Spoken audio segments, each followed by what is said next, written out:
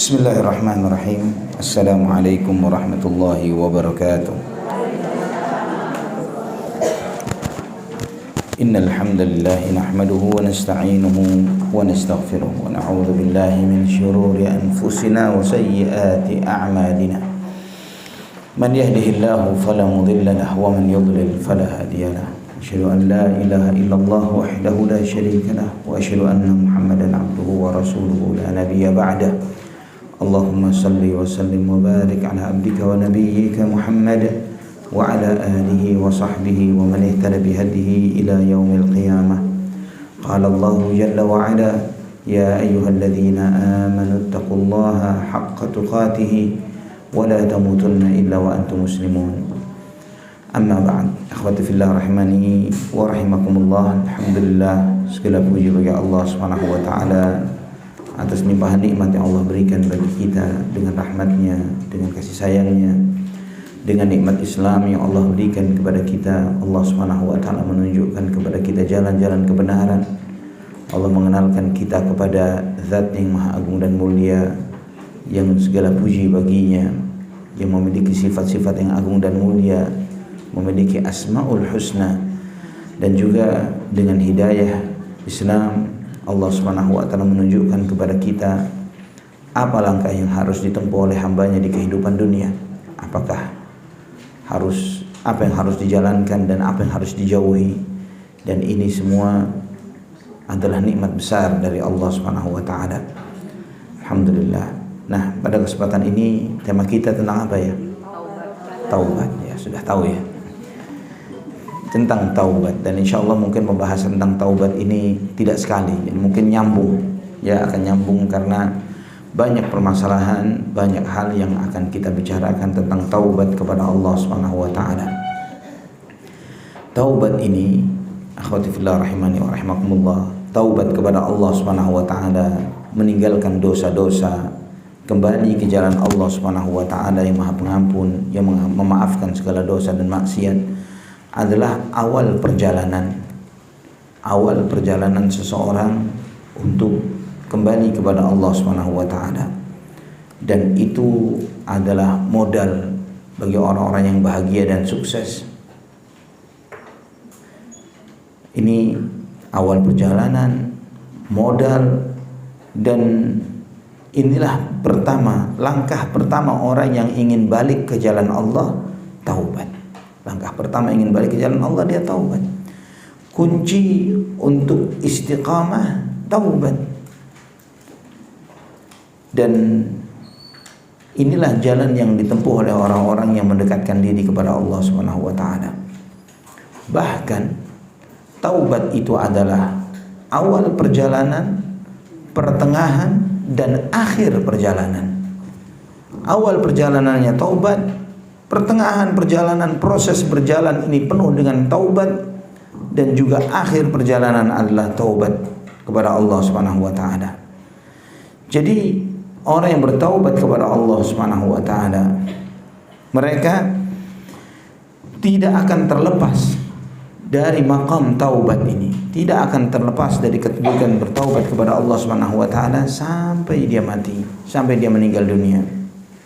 Walaupun mungkin dia bertahap, berpijak dari satu maqam, satu kedudukan yang lainnya, namun setiap kedudukan itu selalu ada taubat kepada Allah Subhanahu wa ta'ala di sana. Taubat ini adalah awal perjalanan, taubat ini adalah juga akhir perjalanan. Allah berfirman di surat An-Nur ayat 31, "Wa tubu ilallahi jami'an ayyuhal mu'minuna la'allakum tuflihun." Ayat 31 dari surat An-Nur. Dan bertaubatlah kalian kepada Allah keseluruhan, bertaubatlah kalian kepada Allah semuanya, wahai orang-orang yang beriman, agar kalian sukses, agar kalian bahagia. Di sini surat An-Nur ayat 31 ini Allah memerintahkan kepada orang-orang beriman untuk taubat. Ayat ini atau surat ini, surat yang turun di kota Madinah, di mana yang turunnya di kota Madinah. Dan Allah Subhanahu wa ta'ala di dalam ayat ini menyampaikan kepada orang-orang beriman, orang-orang pilihan. Siapa mereka? Para sahabat yang hijrah, para sahabat Ansar. Mereka ini adalah orang-orang yang memang contohnya, uswahnya orang-orang yang bertaubat. Sedangkan mereka ini taubat dari kufur dan syirik kepada iman. Mereka taubat, mereka dengan imannya, dengan sabarnya, dengan hijrahnya, dengan jihadnya. Itu pun semua Allah Subhanahu wa taala perintahkan kepada mereka untuk watubu ilallahi jami'an ayyuhal mu'minuna la'allakum tuflihun. Bertaubatlah kalian kepada Allah keseluruhan wahai orang-orang yang beriman agar kalian selamat, sukses dan bahagia. Ini Allah Subhanahu wa taala menutup perjalanan mereka setelah imannya, setelah hijrahnya, setelah jihadnya, diperintahkan lagi taubat kepada Allah, padahal mereka adalah orang-orang beriman.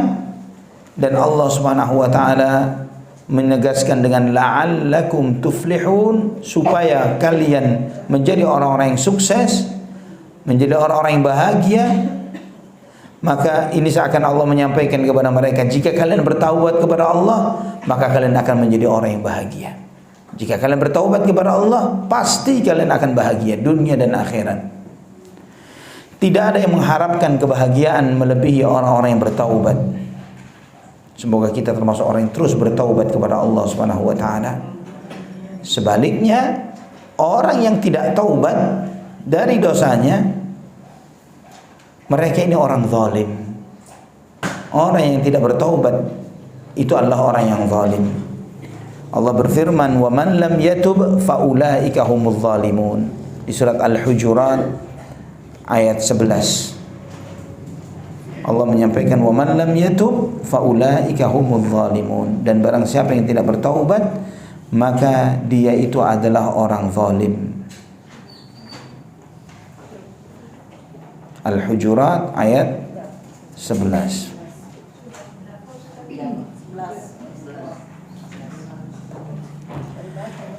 Jadi taubat itu tandanya orang yang baik, bahagia dan sukses. Tidak mau taubat tandanya orang zalim. Kira-kira jika kita ada orang yang berkata kepada kita, "Ente taubat ente, taubat ente." Apa reaksi kita? Marah? Jujurlah, jujur. Ya. Atau ada orang mengatakan ittaqillah. Ya, ada orang mengingatkan kita, ittaqillah, bertakwalah kamu kepada Allah, takutlah kamu kepada Allah. Sebagian orang ketika disampaikan yang seperti ini, ketika disuruh taubat, ketika disuruh ittaqillah, taubat ente misalnya, itu reaksinya itu adalah marah, ya, tersinggung. Ente yang taubat, jangan aneh. Gitu. Ente yang ittaqillah, jangan aneh. Ya. Ketika dia merespon ajakan taubat dengan reaksi yang seperti ini, menunjukkan sombong di dalam hatinya. Sombong. Ini mengajarkan kepada kita, akhwati fillah, jika ada yang mengajak marah, walaupun bahasanya marah, ngamuk nih ke kita, ngamuk. Tapi kalau yang diucapkan itu benar, terima. Jangan sampai muncul ego sombong yang membuat kita ini omongan benar kita tolak. Ya. Jadi taubat ente, benar nih. Ini suruh taubat. Memang ana nggak pengen jadi orang yang bertaubat. Ana pengen ingin diri ana bahagia. Sedangkan yang tidak mau taubat orang zalim. Ketika disuruh taubat, kita mengatakan enggak, ente yang taubat, jangan ana yang suruh taubat. Artinya dia zalim. Ngeri. Ya, dan sifatnya orang munafik, kalau disuruh bertakwa kepada Allah, nggak mau dia. Itu sifatnya orang munafik. Allah berfirman di surat Al-Baqarah ayat 206. Ya, surat Al-Baqarah ayat 206. Wa idza qila lahu ittaqillah akhadhathu al-'izzatu bil itsm fahasbuhu jahannam wa la bi'sal mihad. Ayat 206 dari surat Al-Baqarah. Jika dinasihati kepadanya, dinasihatkan, ittaqillah, bertakwa kamu kepada Allah, takut akan azabnya, berhenti dari berbuat kerusakan, jangan berbuat maksiat. Nggak mau dia terima nasihat. Kesombongan dia, akhadhathul izzatu bil itsm. Kesombongan dia, kebanggaan dia dengan dosa membuat dia menolak untuk menerima nasihat itu. Bahkan tambah bangkang, tambah nolak. Disuruh ittaqillah, ente yang ittaqillah, tambah ngamuk dia. Padahal ini omongan benar.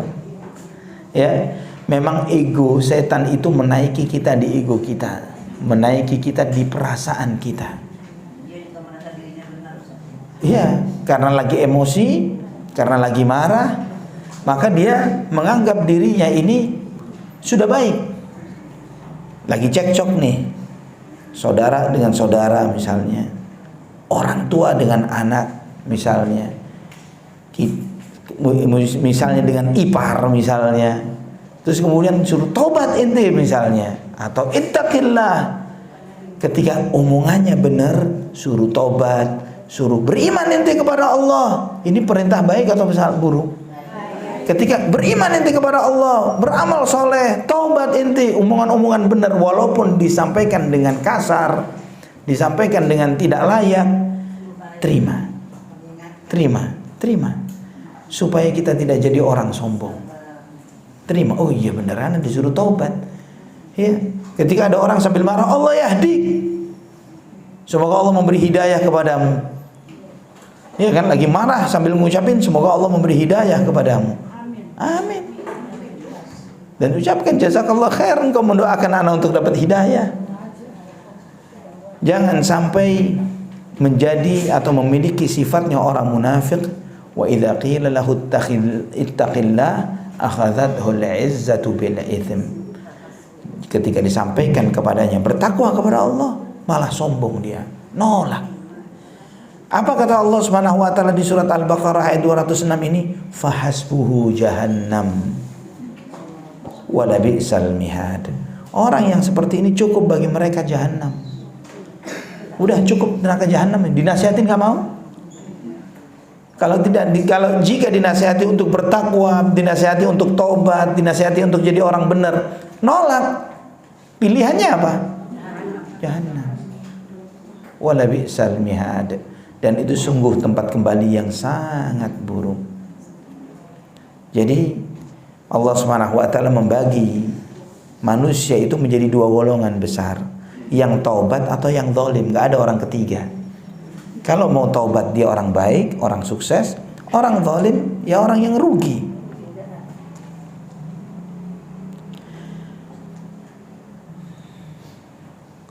Dan jika kita tahu akan cacatnya diri kita, banyaknya kekurangan kita, orang yang semakin kenal Allah, maka semakin kenal akan dirinya. Semakin kenal dirinya, semakin gampang taubat. Karena tidak ada yang lebih kenal Allah melebihi Nabi Muhammad sallallahu alaihi wasallam. Maka beliau pernah bersabda dalam hadis yang sahih, "Ya ayuhan nas, tubu ilallah. Fa wallahi inni la atubu ilallahi fil yawm aktsara min 70 marrah." Wahai manusia, taubatlah kalian kepada Allah. Sesungguhnya aku bertaubat kepada Allah tiap hari lebih dari 70 kali. Nabi Muhammad sallallahu alaihi wasallam bertaubat kepada Allah tiap hari lebih dari 70 kali. Ya, astaghfirullahalazim wa atubu ilaihi. Aku beristighfar kepada Allah, mohon ampun kepadanya, dan aku taubat kepadanya. Nabi sallallahu alaihi wasallam 70 kali, kita harusnya berapa kali? Ya, kita mestinya berapa kali? Jika Nabi sallallahu alaihi wasallam yang Allah qad ghafarallahu ma taqaddama min dzambika wa ma ta'akhkhar, diampuni dosanya yang lalu dan akan datang, bertaubat kepada Allah sehari 70 kali, kita mestinya berapa kali? Mestinya berapa kali? Nah, taubat itu tidak dikatakan taubat kecuali dia kembali ke jalan Allah dan meninggalkan jalannya orang-orang yang dimurkai dan yang tersesat. Orang itu dikatakan taubat. Kata taubat itu arti harfiahnya, apa sih artinya taubat? Taubat itu balik arah. Ya, artinya taubat itu balik arah. Jadi maksudnya ketika kita menyadari bahwa kita ini keluar jalannya kejauhan ini, melencengnya kejauhan, balik. Ayo balik. Itu namanya taubat. Anak taubat, anak balik. Balik ke jalan yang benar, jalan yang lurus. Nggak nyasar-nyasar lagi. Bukan ke jalannya orang-orang yang dimurkai, bukan pula jalannya orang-orang yang tersesat. Nah, di sini menunjukkan kepada kita bahwa taubat itu harus dengan cara seperti ini. Tidak bisa dikatakan orang yang bertaubat tapi masih mengikuti jalannya orang-orang yang dimurkai, masih mengikuti jalannya orang-orang yang tersesat. Belum taubat dia. Kalau dia taubat, dia tinggalkan jalannya orang-orang yang dimurkai dan jalannya orang-orang yang tersesat tersebut. Itu taubat. Maka mengharuskan adanya ilmu. Nggak bisa orang taubat tanpa ilmu. Dia nggak tahu bahwa jalan apa yang dimurkai, jalan yang tersesat itu jalan apa, dia nggak ngerti. Gimana dia bisa taubat? Orang maksiat dari syirik misalnya, dia bermaksiat dengan berbuat syirik, tapi dia nggak ngerti apa itu tauhid, apa itu syirik. Bagaimana dia bisa taubat? Dia nggak tahu kalau pakai jimat itu syirik. Ya, dia nggak tahu kalau misalnya datang ke kuburan-kuburan keramat atau itu syirik, nggak tahu dia. Bagaimana dia taubat? Dia nggak tahu kalau ke dukun itu bisa membatalkan syahadatnya, bisa batalnya, bisa syahadatnya bisa batal datang ke dukun ini. Apapun niat baiknya, niat baik Ustaz, niatnya supaya suami nggak lirik-lirik orang lain misalnya. Akhirnya dipelet. Apa hukumnya? Mungkin dapat suaminya tapi nggak dapat surga. Haram surga bagi orang seperti itu. Karena barang siapa mendatangi dukun dan tukang ramal, membenarkan apa yang diucapkan, membenarkan aja omongannya, dia telah kafir dengan yang dibawa oleh Nabi Muhammad SAW. Kafir dengan apa yang dibawa oleh Nabi Muhammad. Ini bukan main-main, bukan main-main. Karena bukan berarti bahwa kemudian di kota besar seperti ini Jakarta terus nggak ada dukun, banyak.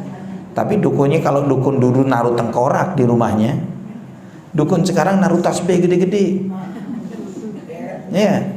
Dukun tapi nggak pegang kitab agama, pegangannya jenglot. Pegangannya botol ini saya taruh ada jin, saya simpan di sini jin nih. Kelihatan nggak ya? Nggak kelihatan, dia bohong. Nggak ada yang lihat, nggak ada yang bisa ngeliat. Cuman kita percaya aja dibohongin sama orang sok pinter nih. La haula wala quwata illa billah. Ada Bu di sekitar sini Bu dukun. Sekitar sini nggak ada dukun ya? Hah?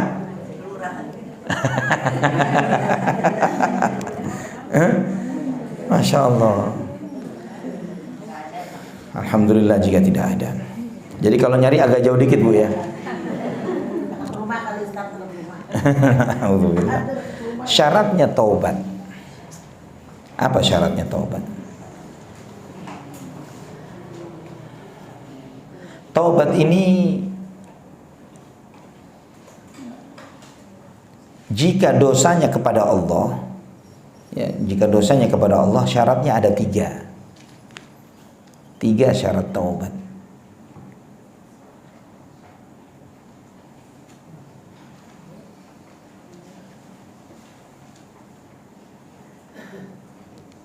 Yang pertama menyesal. Syarat yang pertama menyesal.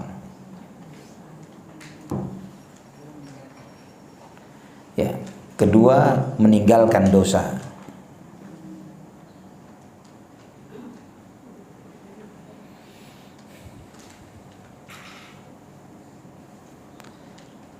Yang ketiga komitmen untuk tidak mengulangi.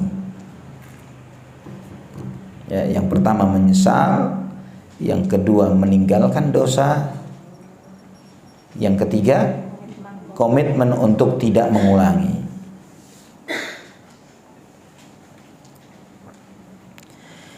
Ini 3 syaratnya taubat kalau dosanya kepada Allah Subhanahu wa ta'ala.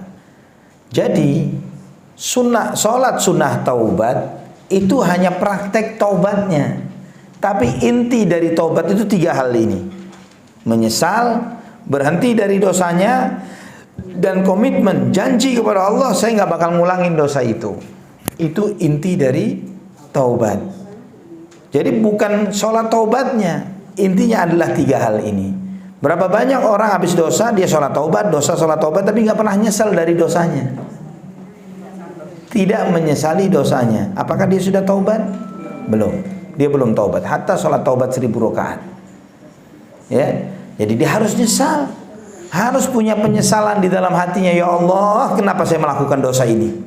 Menyesal. Menyesali perbuatan tersebut. Artinya kalau dia tidak menyesal, dia masih asik dengan dosanya. Masih doyan. Kalau dia masih doyan, bakal balik dia ke sana. Maka dia harus tahu buruknya dosa tersebut supaya dia menyesali dosa itu. Misalnya, taubat dari ghibah. Taubat dari ghibah. Orang gak bakalan bisa taubat kalau dia gak menyesal dan tahu buruknya ghibah. Coba bayangkan misalnya wal'iyadzubillah, dia nyoba semalam saja diazab kubur gara-gara ghibah. Ya, kan ghibah ini diantara dosa yang diazab di kubur seseorang. Semalam dicoba, terus balik lagi ke dunia. Tobat gak kira-kira? Pasti tobat. Tahu dia bagaimana diazabnya di kuburnya. Nah coba, na'udzubillah, karena yang semua yang sudah diazab di kubur gak bisa balik. Ya, gak ada yang cerita balik, gak ada. Tapi disampaikan oleh Nabi SAW, ada yang melewati 2 kuburan, dua-duanya lagi diazab, kata Nabi SAW. Dan mereka diazab bukan karena dosa yang mereka anggap besar, kan gitu kata Nabi SAW. Yang satu dia ghibah, yang satunya lagi buang air kecil tapi nggak membersihkan dirinya, ya, dari buang air kecilnya. Ini diazab di kuburnya. Nah, kalau jika kita beriman kepada Nabi SAW, tahu sabda beliau adalah hak dan benar, maka kita nggak bakal sembarangan. Oh, na'udzubillah, anak nggak bakal kuat diazab di kubur, nggak kuat diazab di kubur, nggak kuat, nggak bakalan kuat diazab di kubur, karena tahu bahwa konsekuensinya ghibah itu diazab di kuburan, dan kita nggak mau diazab di kuburan. Taubat, nyesal dia. Astagfirullah, kenapa kemarin anak begini? Bagaimana gara-gara jika yang kemarin ribahan anak, yang kemarin, yang dulu, yang sebelum-sebelumnya, terus anak diazab di kubur anak. Kemudian muncul penyesalan. Astagfirullah, anak gak kuat ya Allah, gak bakalan kuat.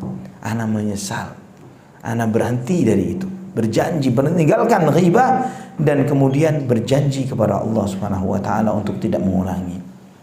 Nah, otomatis pasti bersamaan dengan ini semuanya adalah keikhlasan kepada Allah. Karena taubat itu bukanlah taubat di depan orang, anak taubat ya, nggak perlu begitu. Nah, kita dengan Allah Subhanahu wa taala pasti diiringi dengan keikhlasan.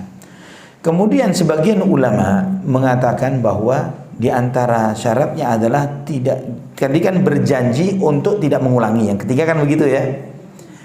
Maka ada sebagian ulama mengatakan bahwa termasuk juga syaratnya, maka saya cantumkan karena ini syarat yang lemah, adalah benar-benar tidak mengulangi dosa itu. Artinya sebagian ulama ini mengatakan kalau dia balik lagi berbuat dosa tersebut, maka dia belum taubat. Kalau mengulangi lagi. Namun para ulama yang lain mengatakan itu bukan syarat. Kenapa? Karena bisa jadi orang yang menyesal meninggalkan dosa itu, berjanji kepada Allah Subhanahu wa taala untuk tidak mengulangi dosa ini, kesandung dosa yang sama. Mungkin tidak? Mungkin. Karena ketika orang taubat, setannya nggak taubat.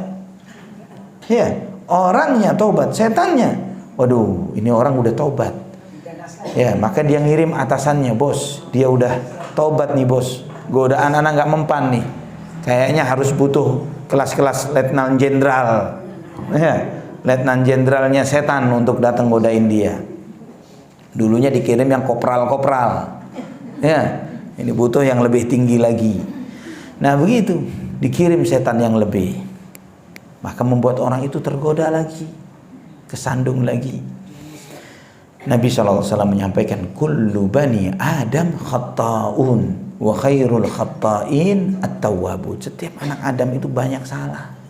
Sebaik-baik orang yang banyak salah itu adalah yang mau taubat.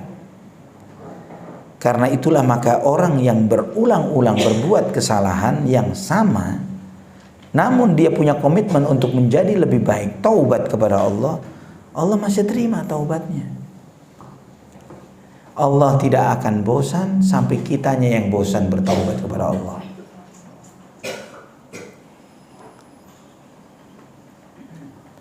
Nah, dan kemudian kalau yang dosanya itu terkait dengan urusannya dengan orang lain, dosanya terkait dengan orang lain, ada tambahan satu syarat lagi, syarat yang keempat.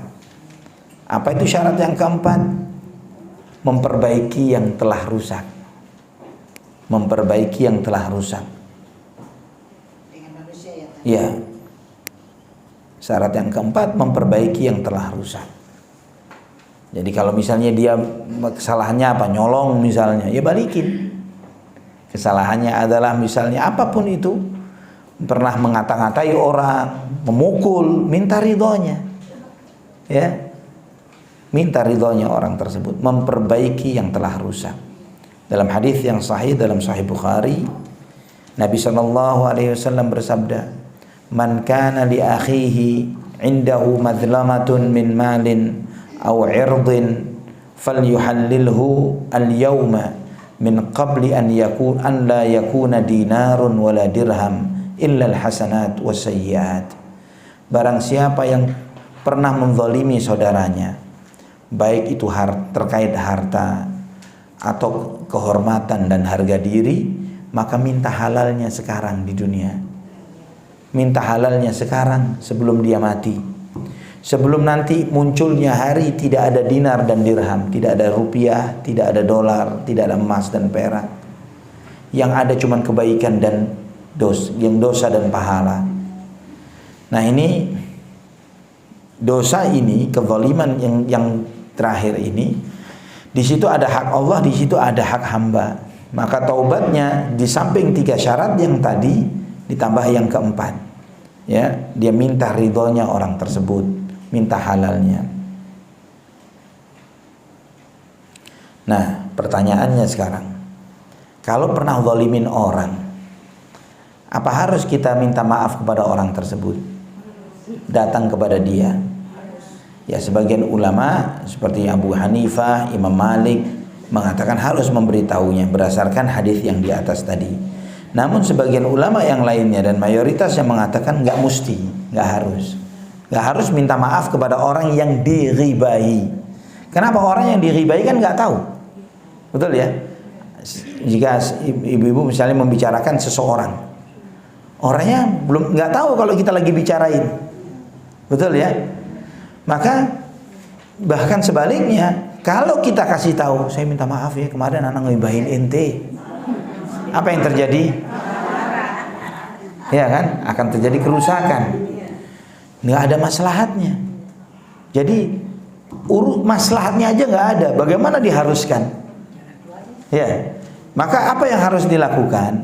Yang harus dilakukan adalah membalik ghibahnya menjadi pujian di depan orang-orang yang teman ghibahnya. Ya, kemarin ghibahnya dengan siapa nih? Dengan Bu A, Bu B, Bu C. Ya, membicarakan keburukan Bu Z. Maka setelah dia taubat, dia bilang, "Afwan ya Bu A, Bu B, Bu C, kemarin kita bicarain si Bu Z dengan keburukan. Dia orang baik. Ya, dia bukan kitanya yang buruk, kitanya yang salah. Kita yang ghibah, kita yang salah." Dibalik dengan memuji orang tersebut dan beristighfar kepada Allah, minta ampun kepada Allah Subhanahu wa taala. Juga mendoakan orang yang diribai supaya diampuni dosanya, diberi rahmat oleh Allah. Ya, cukup begitu. Gak perlu disampaikan, "Bu Z, afwan ya kemarin anak ceritain ente di depannya ibu-ibu PKK misalnya." Ya, hancur. Ya, sesuatu yang tidak ada maslahatnya mustahil diharuskan dalam syariat. Ya. Ada maslahatnya enggak? Enggak ada maslahatnya. Madharat yang ada, akan terjadi kerusakan. Tidak akan mungkin yang seperti ini dibolehkan dalam syariat, apalagi diharuskan. Madharat isinya, apalagi maslahat.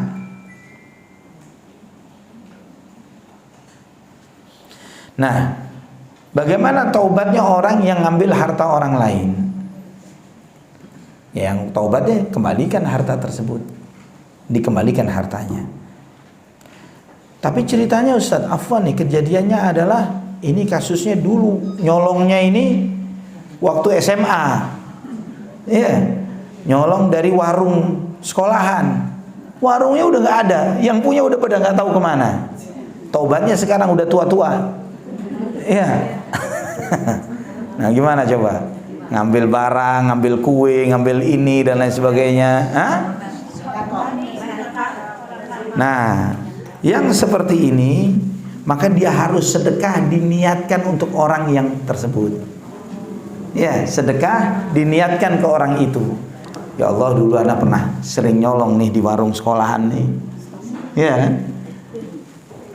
Kita balik ke sekolahan itu, warungnya aja udah hilang. Udah nggak ada, sekolahannya hilang. Apalagi cuma warungnya, sekolahnya udah ganti jadi gedung, misalnya begitu. Nah, apa yang harus dilakukan? Sedekah diniatkan untuk orang tersebut. Sedekah diniatkan orang tersebut.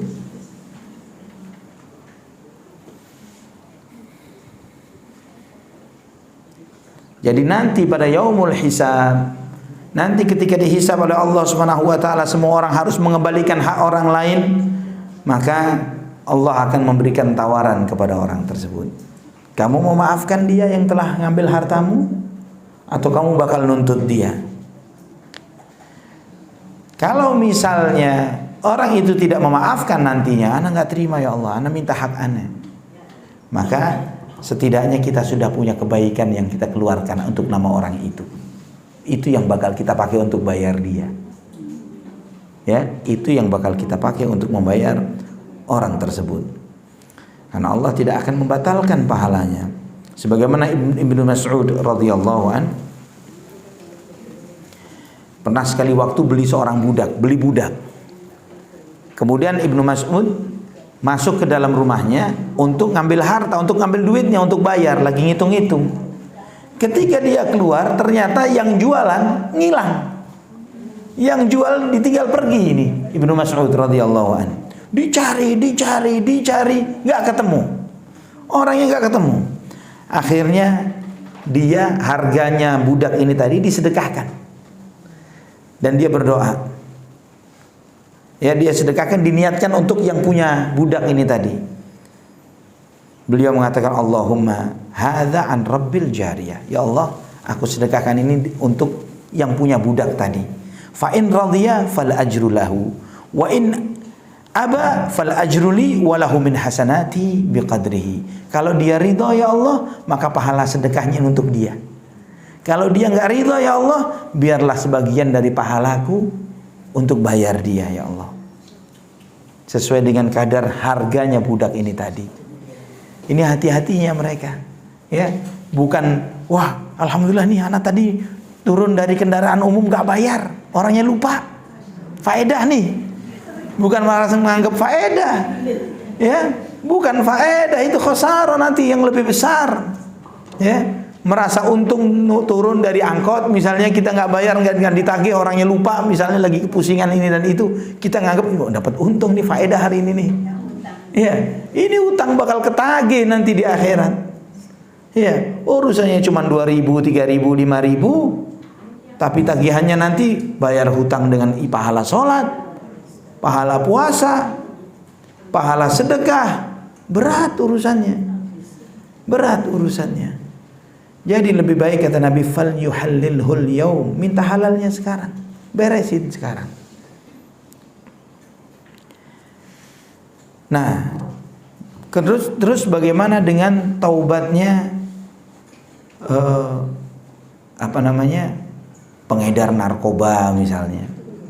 Ya, taubatnya pedagang homer, rentenir. Ya, rentenir taubat. Sedangkan dia ini atau germo taubat. Ya, duitnya dia duit dari hasil kompensasi haram. Ya, dia dapat dari kompensasi haram. Sebagian mengatakan bahwa kembalikan duit yang dia terima ke yang punya. Tapi ini lemah. Ya, bagaimana dikembalikan kepada misalnya orang narkoba ini, udah terima narkobanya, duitnya dibalikin, ya beli lagi dia narkoba ke tempat lain, ya kan? Duit ini ketika dikembalikan kepada yang pemiliknya, tidak akan membuat orang itu jadi baik. Maka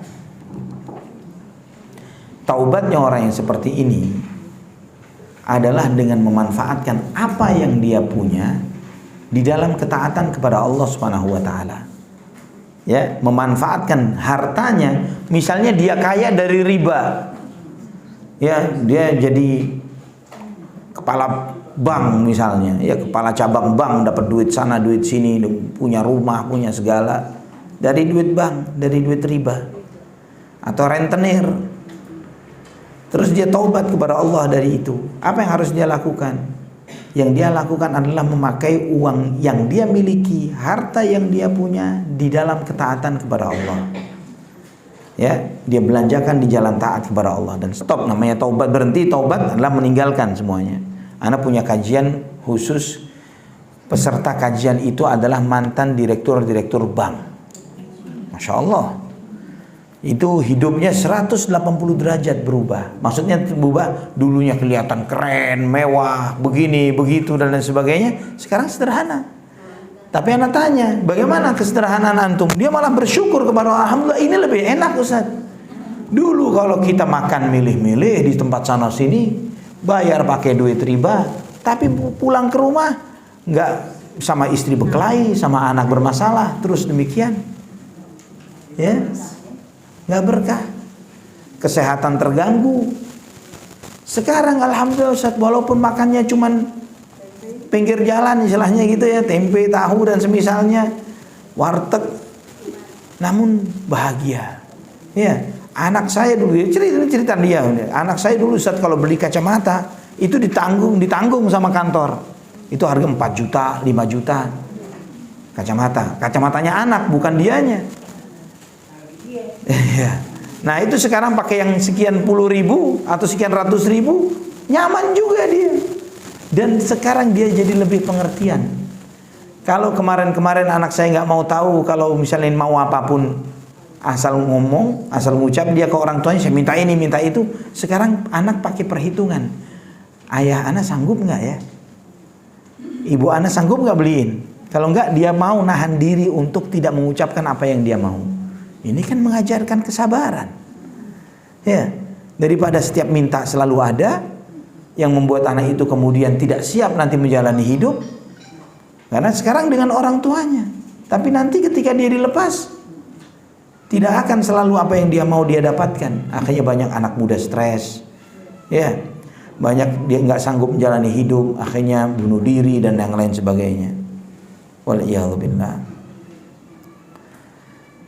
Nah, akhwati fillah rahimani wa rahimakumullah. Jika seseorang itu taubat dari suatu dosa, misalnya dia ini orang baik, dia sebelum berbuat maksiat, dia misalnya di level 3 misalnya, jatuh dia dengan maksiatnya ke 0, terus dia taubat. Apakah dia balik ke level 3 atau menjadi lebih baik lagi, atau dari 0 mulai lagi dari 0? Ya, paham bahasanya ya. Jadi setelah dia taubat, dia balik ke tempat yang sebelum dia berbuat maksiat, atau dia balik 0 lagi. Nah, sebagian orang mengatakan bahwa dia balik 0 lagi. Ada yang mengatakan enggak, dia balik di tempat awalnya. Ya, karena taubat itu menutupi dosa-dosa yang lalu. Orang yang bertobat dari satu dosa, sebagaimana sabda Nabi SAW, at-taibu minadz-dzanbi kama la dzanba lahu. Orang yang bertobat dari satu dosa seperti tidak berbuat dosa itu lagi. Nah, artinya dia di tempat yang balik awalnya. Ada yang mengatakan enggak, balik 0. Nah, kemudian ikhwah fillah rahimani wa rahimakumullah, para ulama di antara Syekhul Islam Ibnu Taimiyah rahimahullah, beliau mengatakan,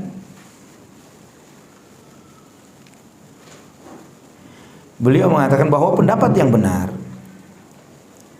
jika orang yang bertaubat itu benar taubatnya, maka dia bukan kembali lagi ke balik awalnya sebelum dia berbuat dosa, tapi bahkan dia lebih tinggi dari yang sebelumnya. Lebih tinggi dari yang sebelumnya. Ya, sebagaimana beliau kasih contoh bahwa bagaimana Nabi Allah Dawud alaihissalam bertaubat kepada Allah, dan keadaan beliau setelah taubat jauh lebih baik daripada sebelum taubat. Mayoritas manusia seperti itu. Ketika dia berbuat maksiat dan dia taubat kepada Allah dan jadi lebih baik, menjadi baik, maka keadaan dia ketika dia jadi lebih baik biasanya lebih baik daripada sebelum berbuat maksiat.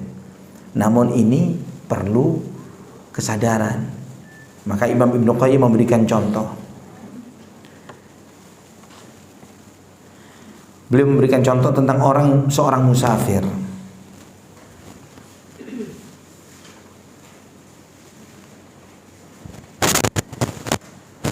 Musafir ini melakukan perjalanan menuju satu tempat tertentu. Dia melakukan perjalanan, kadang-kadang dia lari, kadang-kadang dia jalan sesuai dengan kemampuannya, kadang-kadang dia istirahat, kadang-kadang dia tidur. Nah, tiba-tiba di dalam perjalanan dia menuju satu tempat, dia lihat ada satu tempat kok bagus banget. Ya, di situ ada sungai, di situ ada bunga-bunga, ada kebun, ya, ada hal-hal yang menyenangkan. Maka dia pun tergiur dengan tempat itu, dia belok. Dia berhenti di sana. Dia merasakan, mencoba menikmatilah keindahan yang ada di kebun tersebut. Tiba-tiba dengan kondisi dia lagi lalai seperti ini, dia ditangkap oleh seseorang perampok, diikat, ditahan. Ya, dilahan, dan dia dikatakan, kamu tidak akan bisa melanjutkan perjalananmu, kamu bakal celaka, kamu akan binasa. Dan dia mengira, waduh, nggak bisa lanjut nih jalan nih, nggak bisa sampai ke tujuan. Udah terjebak saya di sini dan mungkin saya mati di sini. Dalam kondisi yang seperti ini, tiba-tiba ada orang yang paling disayangi oleh dia. Tiba-tiba misalnya orang tuanya datang kepada dia dan menyelamatkan dia dari ikatannya dan mengatakan, wahai nak, kamu naikin kendaraanmu, kamu lari, kamu pergi, tetap lanjutkan perjalanan. Abi tunggu di tempat tujuan. Ya, Abi pergi dulu, Abi tunggu di sana. Jangan kamu gampang lirak-lirik, jangan kamu tolak-tolak, jangan kamu kesana kemari. Teruskan perjalananmu. Kamu harus waspada. Setiap ada yang menipumu, yang mengajakmu untuk belok, menarik perhatianmu, sudah, jangan lirak-lirik sana sini. Lanjutkan perjalananmu. Nah, selama kamu waspada, selama kamu terus berjalan, kamu bakal sampai. Namun kalau kamu lalai, kamu lirak-lirik, kamu tolak-tolak ke sana kemari, kamu melihat ke sana ke sini, kamu belok, kamu tidak akan sampai. Abi tunggu di sana. Ya, kata abahnya, katanya Abi tunggu di sana. Nah, ini kembali kepada orangnya. Kalau anak ini ternyata adalah anak yang ngerti, paham dengan omongan ini, nasihat ayahnya, maka dia tidak akan santai-santai setelah dia lolos dari ikatan penjahat tadi ini.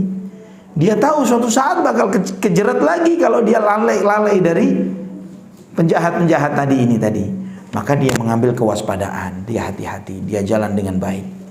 Ketika ada hal-hal yang menipu dia, nah ini ntar saya keikat lagi seperti kemarin. Enggak deh, lanjut lagi. Ya, dia hati-hati. Maka kondisi dia yang seperti ini akan membuat dia menjadi lebih baik daripada sebelumnya. Karena sebelum keikat dia mungkin nyantai jalannya, nggak ada perhatian, nggak ada was-was, nggak ada pikiran bakal kejebak oleh orang dan lain sebagainya. Namun ketika dia mengalami terjebak oleh seseorang, terikat dan dia bisa lolos, dia ternyata jalanan ini nggak aman, banyak pembegal, banyak perampok, banyak penjahat. Anak harus istiqomah, ya, harus waspada. Namun kalau dia termasuk bukan orang yang cerdas, bukan anaknya yang pinter, dia masuk orang yang kedua, orang yang santai-santai saja. Udah deh, itu kan yang kemarin. Belum tentu di depan ada yang sama. Ya, udah deh, santaiin aja deh perjalanan nih. Wah, ada juga ajib nih. Belok lagi, ternyata penjahatnya lebih jahat dari yang sebelumnya. Malah habis dia.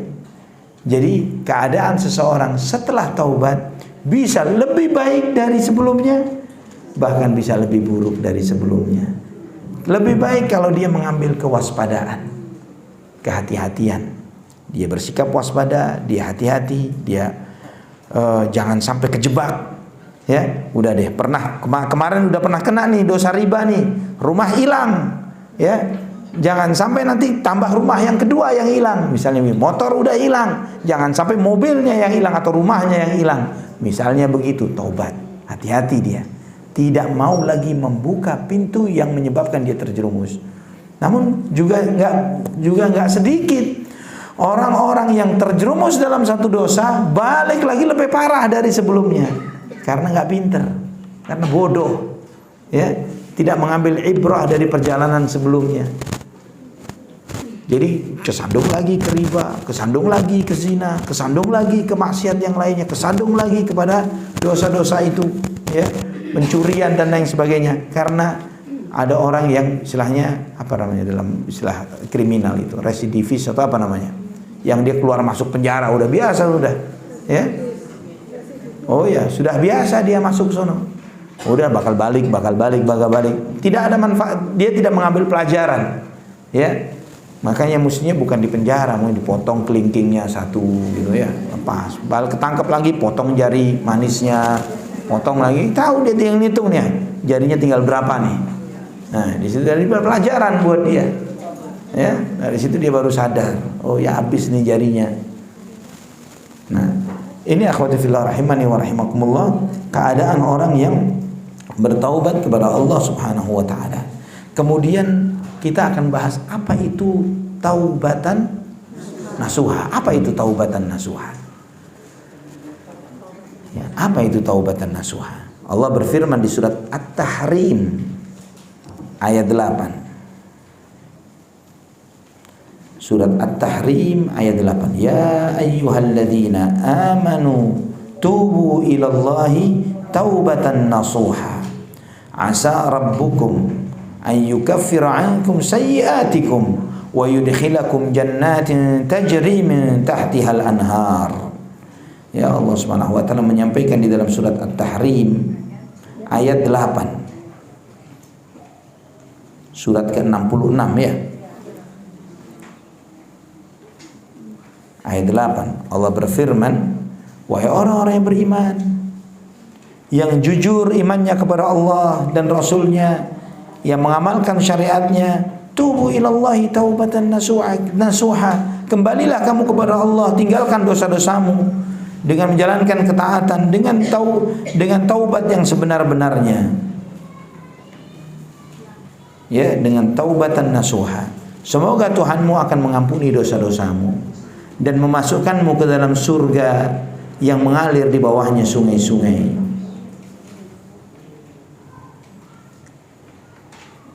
Yauma la yukhzillahu an-nabiyya wal-ladzina amanu ma'ahu nuruhum yas'a baina aydihim wa bi aymanihim yaquluna rabbana atmim lana nurana waghfir lana innaka ala kulli syai'in qadir. Ya, Allah Subhanahu wa taala menyebutkan ketika kamu bertaubat kepada Allah dengan taubatan nasuha, maka Allah akan menghapus semua dosa-dosamu. Dihapus dosa-dosanya dan Allah akan memasukkanmu ke dalam surga yang mengalir di bawahnya sungai-sungai. Ya, di bawah apa maksudnya? Di bawah istana-istana surga. Ditempatkan di surga dan di dalam surga. Kalau kita punya rumah indah di tepi sungai yang mengalir yang jernih, bukan BKT, bukan ya. Ya, bukan lagi sungai apa Ciliwung gitu ya. Tapi sungai yang benar-benar yang di bayangan kita, sungai yang mengalir yang ajib, yang masya Allah, di atas bukit, ya, di atas gunung, sejuk, buka jendela, kena hawa yang sejuk, suara burung dan sebagainya. Kita membayangkan keindahan surga lebih indah dari itu. Namun sungai yang mengalir itu tidak akan kita lihat ketika kita di dalam rumah, benar ya? Kalau di dunia, tapi kalau di surga nggak seperti itu. Di dalam rumah pun kelihatan sungai yang mengalir. Jadi minta hati al-anhar, mengalir di bawahnya sungai-sungai. Itu membuat dia semakin bahagia. Di hari itu Allah tidak akan menghinakan Nabi dan orang-orang yang beriman bersamanya. Tidak akan mengadab mereka. Bahkan Allah Subhanahu wa taala meninggikan martabat mereka. Dan kemudian cahaya mereka itu berjalan di hadapan mereka, di sisi kanan mereka. Mereka mengatakan berdoa, Rabbana admim lana nurana. Ya Allah, sempurnakanlah cahaya kami sampai kami melewati sirat.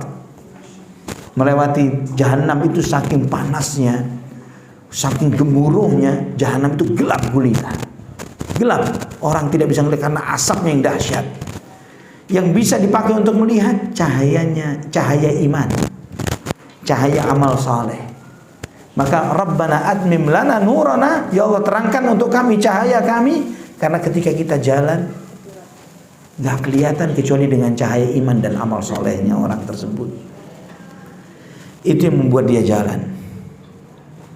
Maka cahaya itu pun terus mengelilingi mereka, menjalani mereka, menjadi penunjuk kepada mereka, sampai ngantarkan mereka ke surga. Ya, waghfir lana, maafkan kami ya Allah, maafkanlah kesalahan-kesalahan kami, tutupi aib-aib kami ya Allah. Innaka ala kulli syai'in qadir, sesungguhnya Engkau maha kuasa atas segala sesuatu. Maka Allah Subhanahu wa taala itu menawarkan kepada kita untuk taubat siang dan malam, siang dan malam. Dalam hadis yang sahih dalam Sahih Muslim, innallaha ta'ala yabsutu yadahu bil-lail liyatuba musii'an nahar wa yabsutu yadahu bin-nahar liyatuba musii'al lail hatta tatlu'a asy-syamsu min maghribiha. Sesungguhnya Allah Subhanahu wa taala membentangkan tangannya di siang hari, membentangkan tangannya di malam hari untuk mengampuni orang-orang yang berbuat salah di malam hari. Allah membentangkan tangannya di siang hari untuk mengampuni orang-orang yang berbuat salah di malam hari, sampai nanti matahari terbit dari barat. Siang malam Allah nunggu kapan kita mau taubat. Ya, jadi taubat itu kapan mau taubat? Ntar malam deh waktu tahajudnya. Sekarang taubat sekarang. Jangan pakai nunda. Nabi SAW bersabda dalam hadis juga dalam Sahih Muslim, man taba qabla an tadlu asy-syamsu min maghribiha taballahu alaihi.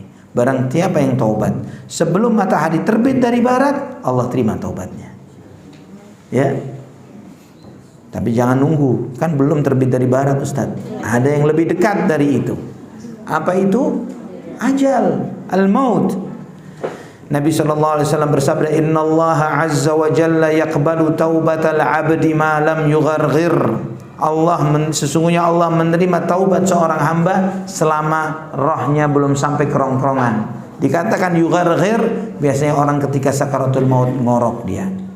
Gharghara, dia ngorok ketika sakaratul maut.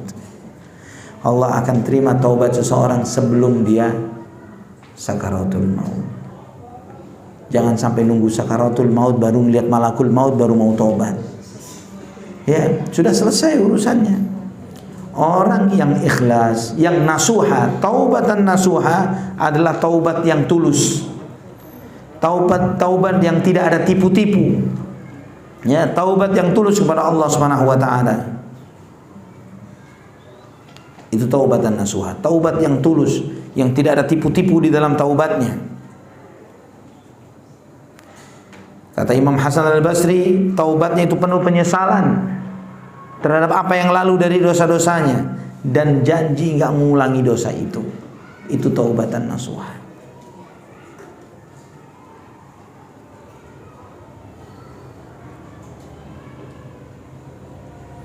Kata nasuha itu artinya tulus. Ya, taubatan nasuha, taubat yang tulus, yang apa adanya. Taubat apa adanya bagaimana? Lisannya mengatakan istighfar, hatinya menyesal, anggota tubuhnya komitmen gak mengulangi. Itu taubat yang benar. Jangan astagfirullah tapi matanya ngelihat maksiat terus. Astagfirullah terus ngelihat maksiat. Ini bukan taubat main-main dengan istighfarnya. Ketika dia astagfirullah, dia tutup matanya. Astagfirullahaladzim, ini dosa. Ya, nyesal dia di hatinya dan anggota tubuhnya berhenti dari perbuatan dosa tersebut. Maka Imam Ibnu Qayyim rahimahullah menyebutkan, taubatan nasuha itu terdiri atas 3 hal. 3 hal yang ada di dalam taubatan nasuha.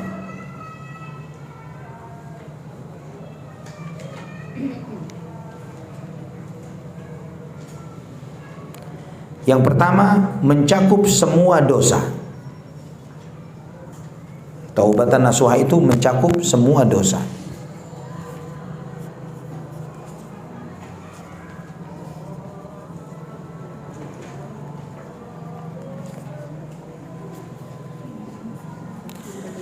Yang kedua, komitmen dan jujur. Komitmen dan jujur.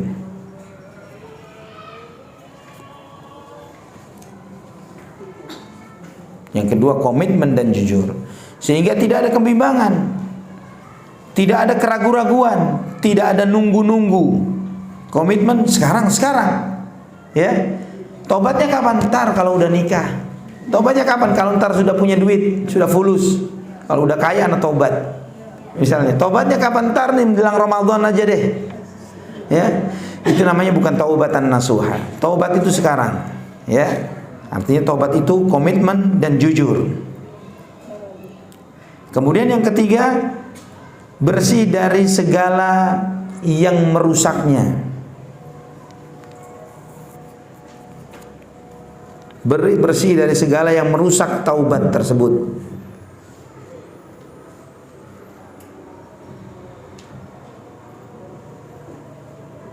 Jadi taubatnya itu bukan karena alasan tertentu. Kenapa taubat? Ya supaya nggak dicela oleh orang banyak. Misalnya, taubatnya kenapa? Ya supaya dapat pujian dari orang.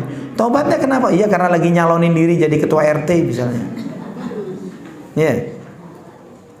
Oh nyapres ya. Kalau dulu pengen misalnya suka nonton video porno karena lagi nyapres nggak suka. Misalnya begitu ya. Ada presiden doyan nonton video porno? Ada ya? Calon presiden yang jangan pilih calon presiden yang suka nonton video porno. Ya. Hah? Gimana presidennya itu nanti doyan nonton video porno, kalau gimana rakyatnya kalau presidennya begitu? Ya, nganggap itu nggak dosa. Dosa terang-terangan dia mau ucapin gitu kan? Waliyahzubillah. Saya nggak perlu sebut nama ya, yang penting ibu-ibu tahu. Lebih tahu dari saya. Ya, sekarang kalau ditanya mungkin doyan nggak nonton video porno? Enggak, itu dosa.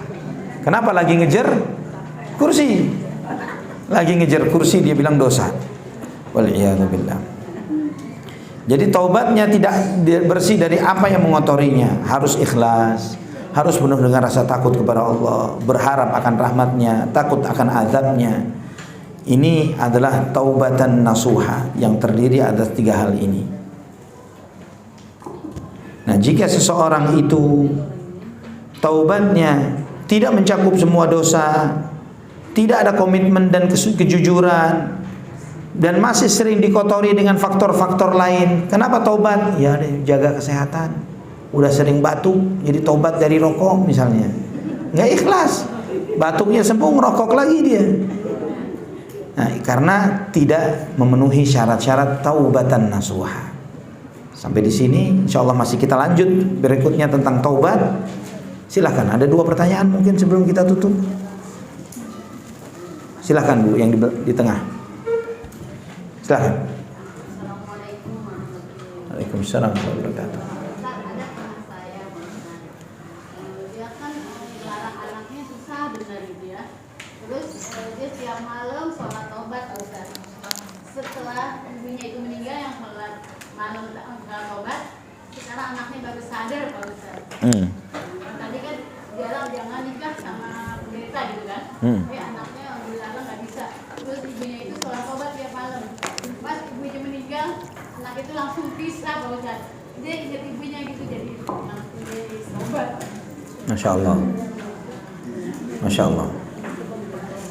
Ini mengajarkan kepada. Ditanya ini ibunya itu sholat taubat harus tiap malam gitu. Yang saya tanyakan sholat taubat harus tiap malam. Gitu. Oh, sholat taubat tidak harus tiap malam. Tapi kan ibu itu sebetulnya sholat malam mendoakan anaknya, bukan? Iya. Ini mengajarkan kepada kita jangan pernah putus asa dari doa. Ya. Memang ketika ibunya masih hidup, dia menyesal anaknya, misalnya naudzubillah sampai murtad misalnya. Misalnya murtad saja deh, misalnya yang paling parah nih. Jangan putus asa dari doa. Minta hidayah kepada Allah untuk anaknya. Ya, minta hidayah kepada Allah Subhanahu wa taala. Karena bisa jadi dikabulkannya seperti tadi. Orang tuanya meninggal dunia, anaknya dapat hidayah. Ya. Beberapa minggu lalu saya ditelepon oleh seorang ibu kajian juga. Dia nangis-nangis, dia kasih tahu kalau anaknya murtad. Oh, ibu kajian, ibu panitia kajian, gitu kan? Anaknya murtad, nggak tanggung-tanggung, murtadnya langsung jadi ateis. Waliyadzu, nggak percaya Tuhan. Waliyadzubillah. Ya saya sampaikan, Bu, doakan, dan kalau mau diajak dinasehatin, kita nasihatin. Kita ajak omong, kita dialog, kita nasihatin. Kalau mau, kalau enggak, sudah biarin. Dan sikapi dia seperti orang kafir. Maksudnya Ustaz, nggak boleh cari, dia masih bujang belum nikah, nggak boleh Anda carikan istri, nggak boleh, ya, dia kafir, ya kan, nggak boleh dia dinikahkan dengan wanita muslimah, dia kafir, ateis, ya kan, nggak boleh dia terima waris, nggak boleh, syariat yang harus ditegakkan, ya, syariat yang harus ditegakkan kepada anak tersebut. Tapi apakah masih disayangi? Sayangi dia sebagai seorang anak. Setiap ada kesempatan nasihati dia, omongin dia, nasihatin, doakan dengan yang baik. Tapi syariat tegakkan. Syariat tegakkan. Tidak boleh, "Ma, saya mau nikah." Cari sendiri. Dan kami tidak mau meridhoi siapapun yang kamu nikahi. Ya. Tiba-tiba dia dapat seorang muslimah, ya nggak ridho. Kenapa kok nggak ridho dapat muslimah? Kamu kafir kok. Begitu. Wal'iyadzubillah. Semoga dijauhkan diri kita, keluarga kita dari yang seperti ini. Amin ya rabbal alamin. Satu lagi pertanyaan, silakan. Assalamualaikum Ustaz. Waalaikumsalam warahmatullahi wabarakatuh. Apakah lafaz istighfar itu boleh kita lakukan dalam sujud sholat? Boleh. Iya. Bukankah di antara doa sujud Nabi SAW, subhanakallahumma rabbana wa bihamdika Allahumma firli, ya kan? Atau astaghfirullahaladzim wa atubu ilaih, boleh. Rabbighfirli, boleh. Ya. Doa itu sifatnya umum, ya. Doa ini sifatnya umum. Tidak ada larangan di dalam doa secara spesifik, kecuali jika dia minta sesuatu yang haram, meminta sesuatu yang memutus silaturahim, meminta sesuatu yang mustahil. Ya Allah, saya minta besok saya bisa terbang dengan kedua tanganku misalnya, ya. Atau minta sesuatu secara berlebihan. Maksudnya berlebihan itu adalah misalnya seperti yang dilakukan oleh sebagian anak sahabat yang kemudian diingatkan oleh ayahnya, "Ya Allah, aku minta surga, sungainya, istana-istananya, kebun-kebunnya, buah-buahannya." Kata ayahnya, "Wahai anakku, kalau kamu minta surga pasti dikasih semua, nggak usah didetailkan seperti itu. Aku berlindung dari neraka, dari belenggu-belenggunya, dari rantai-rantainya, dari azabnya, dari zakumnya." Nggak perlu. Ketika kamu dilindungi dari api neraka, kamu akan dilindungi dari itu semua. Ya, nggak perlu mendetailkan, "Ya Allah, saya pengen rumah ukurannya sekian kali sekian, tempatnya di sini, yang pintunya dari ini, pintu keluarnya tetangga sebelahnya fulan, sebelahnya kiri." Nggak perlu. Minta rumah sesuai dengan yang dia harapkan dari Allah Subhanahu wa taala. Bolehkah tidak di sujud minta dunia? Boleh. Ya, minta dunia, minta mobil, minta rumah, minta kepada Allah Subhanahu wa taala, ya. Minta kesehatan. Itu semua akan diberi oleh Allah Subhanahu wa taala ketika kita tulus dan ikhlas meminta kepadanya. Sampai di sini? Ya, boleh. Assalamualaikum. Di dalam keluarga gitu, kami bersaudara, kakak beradik, terus ada salah satu kakak gitu, terus yang menjalankan sebagai dukun lah gitu. Orang ya sebutannya menurut dia bukan dukun tapi orang pintar gitu ya. Sama, di kamus sama. Ya, kamus besar bahasa Indonesia orang pintar sama dengan dukun. Terus bagaimanakah kita menyikapi sebagai saudara, apakah untuk memutuskan tali silaturahim, Ustaz, apakah saya berdosa? Iya, berdosa atau tidak? Tidak berdosa. Tidak berdosa. Tidak berdosa. Apakah saya umpamanya nanti nggak usah main ke rumah dia lagi? Tidak berdosa. Oh, tidak berdosa. Nggak berdosa. Sebaiknya tidak bersilaturahim atau gimana, Ustaz? Tidak bersilaturahim. Karena dukun ini racun. Ya, kita pernah ngaji dulu, ingat bahwa ada teman-teman yang sifatnya seperti makanan. Kalau masih ingat ya, teman-teman yang sifatnya seperti vitamin, teman-teman yang sifatnya seperti penyakit, ada penyakit kronis, ada teman-teman yang sifatnya racun. Ya, siapa racun ini? Di antaranya dukun. Ya. Yang racun. Ya, karena kalau deket dia bahaya, ya, jauhnya aja bahaya apalagi dekat. Ya. Kalau tidak kena kita waliyadzubillah bisa kena ke anak-anak kita waliyadzubillah. Madaratnya. Jadi putus hubungan dengan racun. Dan jangan anak mau coba-coba incip-incip racun, Ustaz. Coba-coba racun. Ya, bisa mati. Ya. Mendoakan hidayah harus. Bentuk menjauhi itu adalah tujuannya karena kamu dukun. Kan gitu. Tobat kamu dari dukun, saya datengin. Paham ya? Jadi memutus hubungan silaturahim yang dilakukan tadi itu adalah karena mengandung maslahat. Maslahatnya supaya dia jadi baik. Itu tujuannya, supaya dia jadi baik. Bukan karena hawa nafsu kita untuk menjauhi dia, bukan. Karena syariatnya Allah Subhanahu wa taala bahwa mendatangi dia mengucapkan sesuatu yang dari latar belakang kedukunannya dan kita benarkan, bisa kafir kitanya. Ya. Kalau misalnya kita dekat, kita menganggap nggak ada masalah, anak-anak ibu misalnya yang lebih polos biasanya, ya kata paman misalnya, itu paman ya, kata paman dia begini, kayaknya ada benernya juga nih omongan paman, dia sakti nih, nah. Dia bisa ngelihat ini, bisa begitu, anak kita ke bawah, ya, jadi kafir, na'udzubillah, sama seperti pamannya itu. Jadi kita memutus hubungan dengan dukun itu tadi untuk menjaga diri kita dan keluarga kita. Allah a'lam bishawab.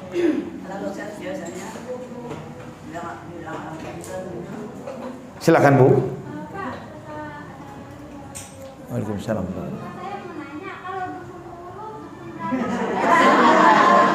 Dukun apa ulu? Urut. Masih disebut nama dukun nih. Memang masih ada pakai dukun beranak sekarang. Udah nggak ada dukun beranak. Ya. Ya, kalau bidan oke lah. Dukun beranak sudah nggak ada.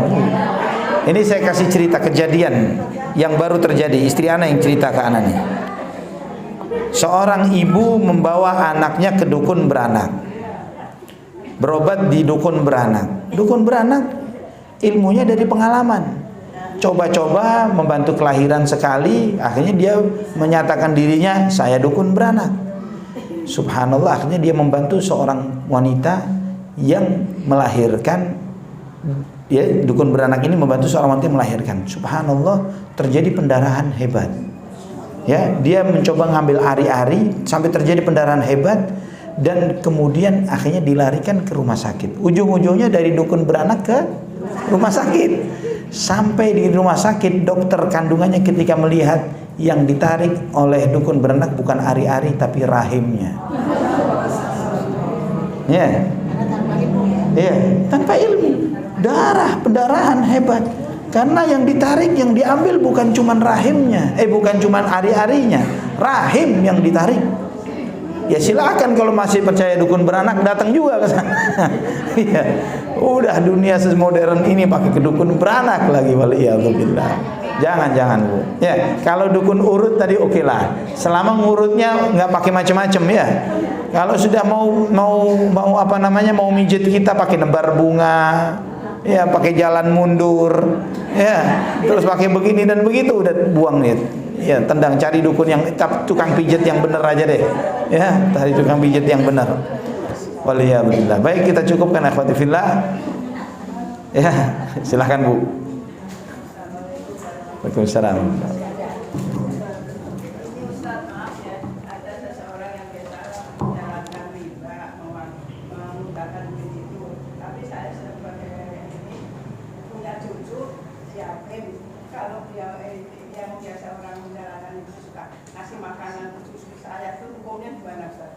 Oh. Dia sudah dia ngasih makan. Terima. Terima. Saya bingung apa saya kasih apa enggak gitu. Ya, terima. Kalau dia ngasih, terima. Ya, boleh. Terima. Ya, tapi nggak boleh muamalah sama dia. Nggak boleh dia menjadi tukang tulisnya, menjadi saksinya, ikut memasarkan misalnya. Kalau mau pinjem duit sama si fulan ya, dia baik orangnya, dia suka ngasih makan anak aneh misalnya gitu ya. Misalnya begitu. Gara-gara sering dikasih makan, membuat kita ini kalau ada orang cari pinjaman kemudian kita jadi agennya, ya haram. Ya, Bu, jangan terima sama nasi-nasinya, jangan terima. Kalau hati kita kebeli dengan yang seperti itu ya. Kalau misalnya cuma nerima hadiah dari Yahudi pun, kalau ngasih hadiah kita boleh terima. Ya, dari orang fasik siapapun ngasih hadiah boleh kita terima. Ya, Nabi SAW ketika di Khaybar ada seorang wanita Yahudi menyajikan paha kambing ke Nabi SAW, diterima oleh Nabi, dimakan. Ya, Asal kita tidak terbangga. ya, tidak boleh. Baik. Waduh, masya Allah. Masih banyak, silakan Bu.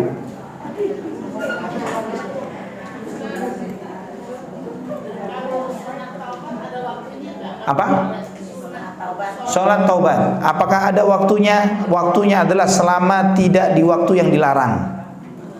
Ketika matahari terbit, ketika matahari terbenam, itu saja yang dilarang. Ketika di luar waktu itu, kapanpun boleh.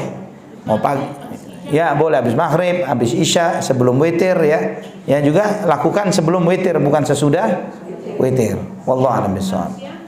Kalau siang bebas, bersamaan dengan duha boleh. Ustaz, maaf Ustaz nih. Satu lagi Ustaz ya. Ustaz, Bener ya, satu lagi ya. Iya.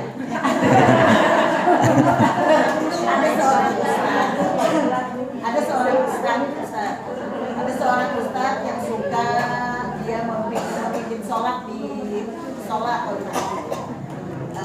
tapi dia kebiasaannya suka mengobati orang juga Ustaz, tapi pakai binatang Ustaz.